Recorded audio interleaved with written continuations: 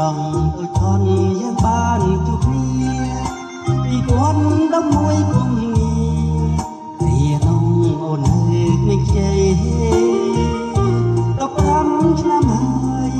អើយជួបគ្នាជាថ្មីឥឡូវក្រមុំពេញវ័យពីស្រីរីស្រង់ទៅថា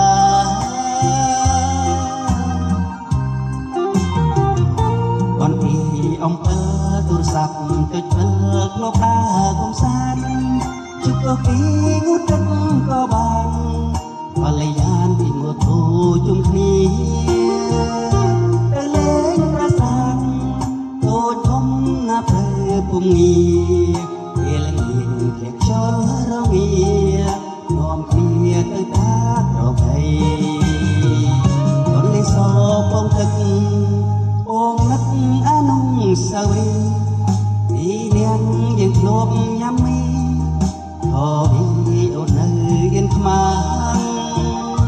អូខ្ពងចាំស្នេហ៍មកដូនបងមិនភ្លេចទេភូមិគ្រូជាសាងស្រីស្នេហ៍មៀងមីអូនចាំយោធា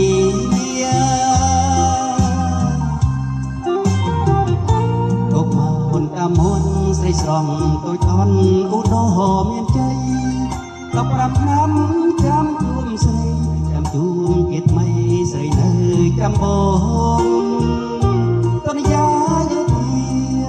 ឥឡូវបានដូចបំណង